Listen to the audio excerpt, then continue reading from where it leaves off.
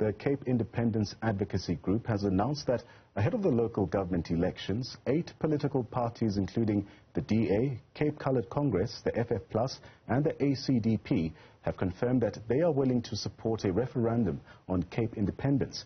Now, these include the Democratic Alliance, the Cape Coloured Congress and the ACDP, but in a sudden turn of events, John Steenhuisen, the leader for the DA, says fighting for Cape Independence is a waste of energy.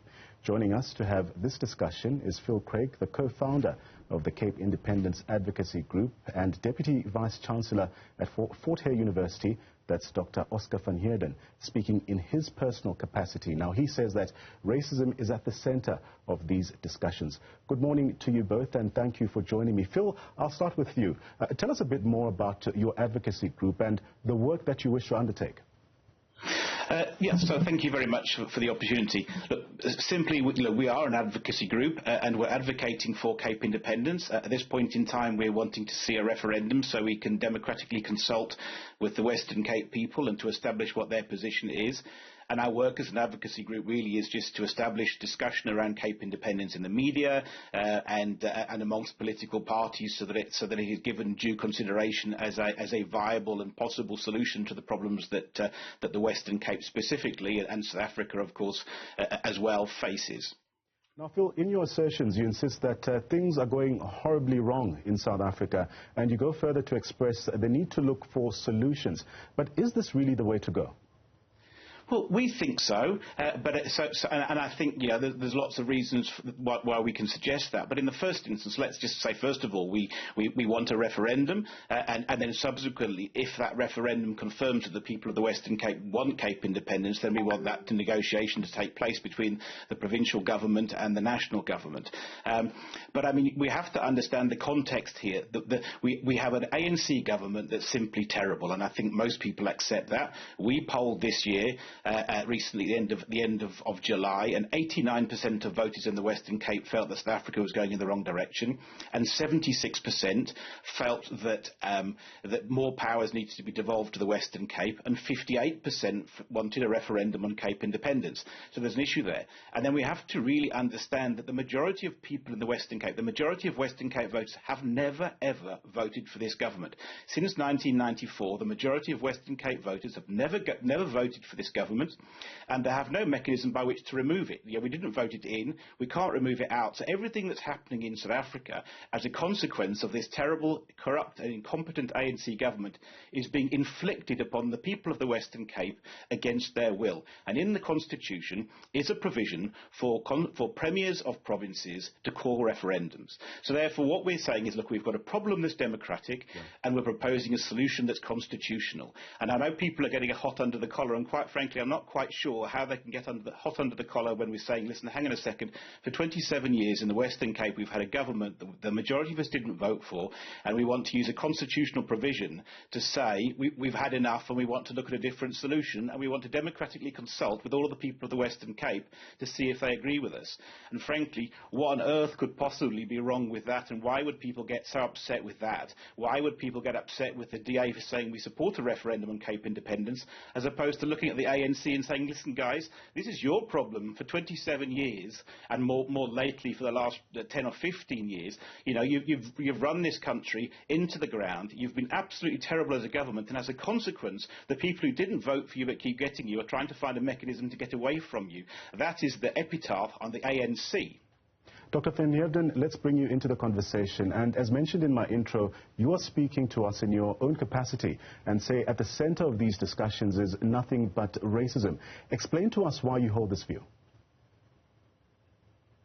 Well, I hold the view, thank you, Ntlantla. I hold the view because we do know that, just because you have problems in your house doesn't mean you then want to demand a piece of the house to govern yourself. That's just a recipe for disaster. You see, the thing about why I'm saying this is informed by racism and arrogance is because, the very argument that is being put forward by Phil and others is about the fact that supposedly the Western Cape is a well-managed, well-governed province under the leadership of the DA government. And yes, I think it is important. I think it is important to talk about it's, efficiency and about not stealing. That is important qualities, and we should all strive towards that. But efficiency and not stealing, efficiency and without stealing is not what is actually returning dignity to the people of the Western Cape. And that is what the premise that I'm actually coming from. A lot of people have made a whole hullabaloo about the fact that I point out some of the inefficiencies of the Democratic Alliance as a government in the Western Cape. I don't do that because I hate the DA. I'm doing that because the point about secession, as argued by Phil and Herself and many others, is premised on the fact that they say that the province is well managed, well governed, efficient, and there's no stealing happening. And I'm saying that for the majority of people in the Western Cape, even though they don't vote for the ANC, because I'm also not advocating, I'm not an advocate for the ANC, but I'm saying the majority of people, their dignity still is aloof. Homeless people, poor people in the Western Cape. Phil, you've heard an opposing view, but I just want to zoom into your initial assertion. Now, should this referendum pass, and if you were to have it your way, for a lack of a better expression, what would this development mean for the Cape, or rather the Western Cape, and the rest of South Africa? Well, I actually think it would be a signal of great hope. What is the history of South Africa in 110 years of history since South Africa came into being? We had a colonial power that dominated the country and didn't act in the best interests of everybody, followed by the National Party, who dominated the country and didn't act in the best interests of anybody.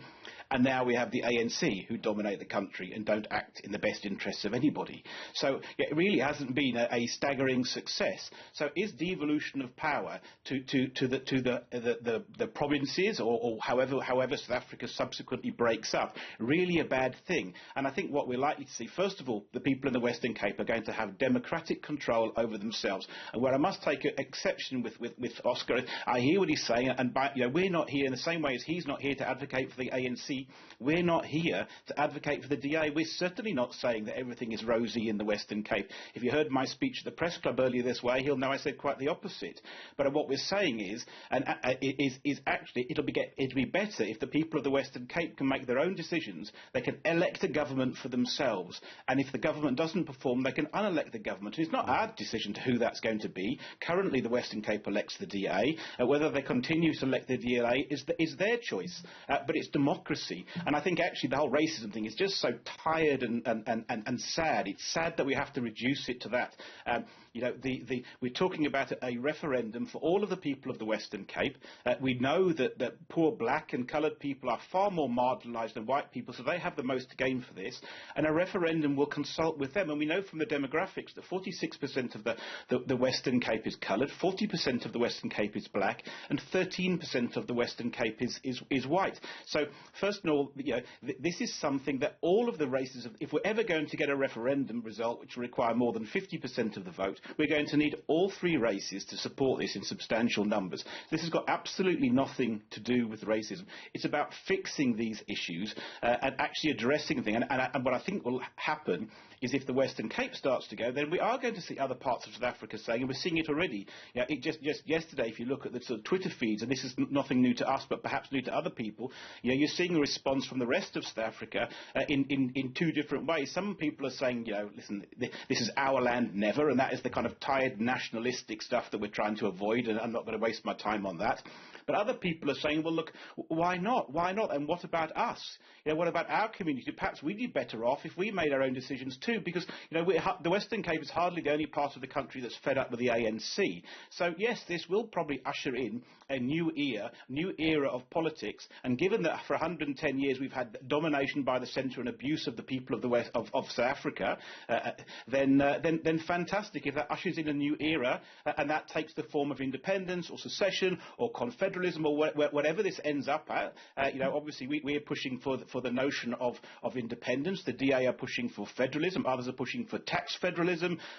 So, there are various solutions. That's all part of a bigger discussion. At this point, we simply want to democratically consult with the people of the Western Cape, and if we can get away from under this oppressive government, then other peoples, other regions can do the same thing, and this actually offers hope to everybody.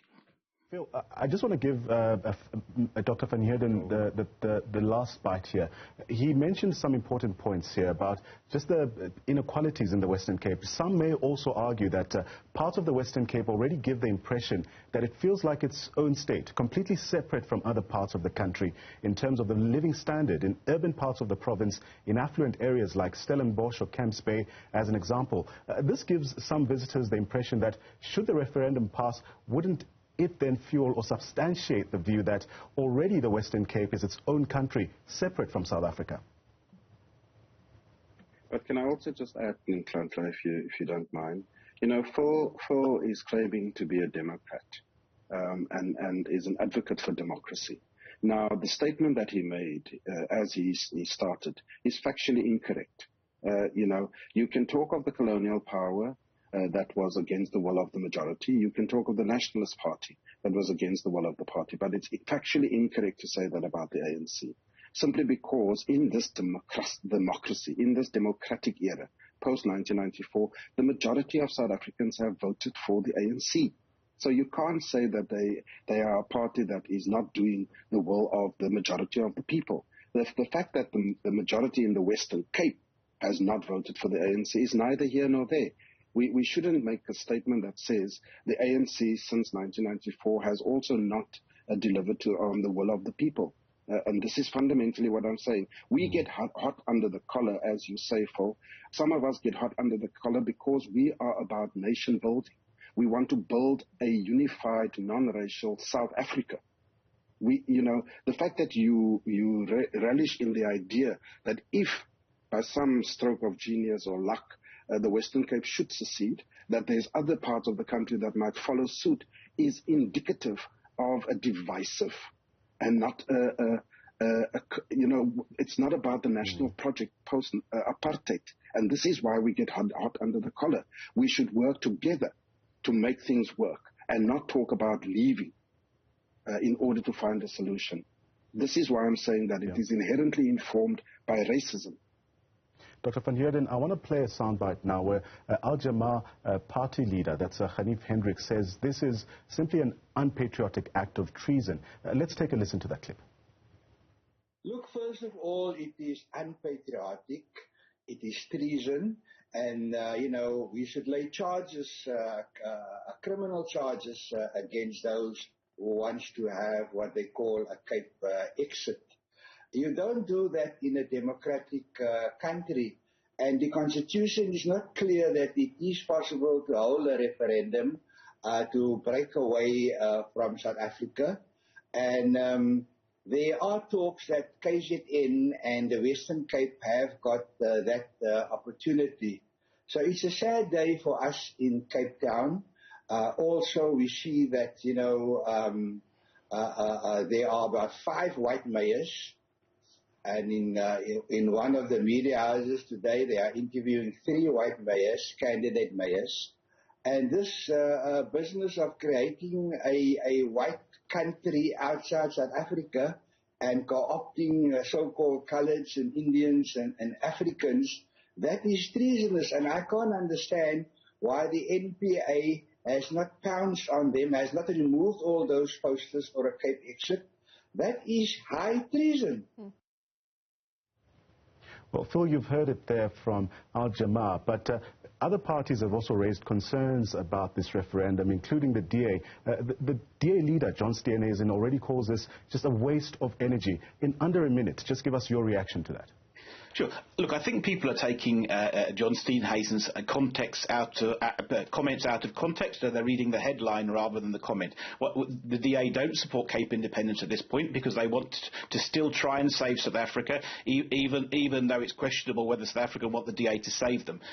But what he has said quite clearly is that he supports the right of the people of the Western Cape to decide their own future via referendum. So that includes a referendum on Cape Independence, and the DA has brought a private member's bill before before Parliament to give effect to that constitutional right, the Electoral Commission's Amendments Act. So the DA doesn't currently agree with Cape Independence. It does want devolution of power, including taxation now to the province. We want so this week you'll see in that same speech they talked about devolving the power of taxation to the Western Cape province, and they are willing to give the people of the Western Cape, along with 7 other parties, the right to decide their own future, and that's democratic, and I applaud them. And the fact that they don't support Cape Independence, but they're still willing to allow the people to have their voice on this, is actually even more laudable. Oscar, let me give you the parting shot here. There are parties that have already voiced their support for this referendum, parties like the FFPlus as well as the ACDP. What do you make of that? You know, the issue, Nhlanhla, about the democratic right, it's democracy that allows us to have a referendum. It doesn't. It is not democratic. And the reason is that argument that Phil is putting forward is tantamount to saying we should have a referendum on whether we are allowed to be a racist in a democratic society or whether we are allowed to be homophobic. The very principle of wanting that referendum is undemocratic. And I think to a certain extent, that is what the insert was trying to say. Yeah. I won't go as far as saying that we must have criminal charges or treason or anything, because the debate must be had. We must talk to each other as the different race groups in South Africa to try and find common solutions. But this is not a solution.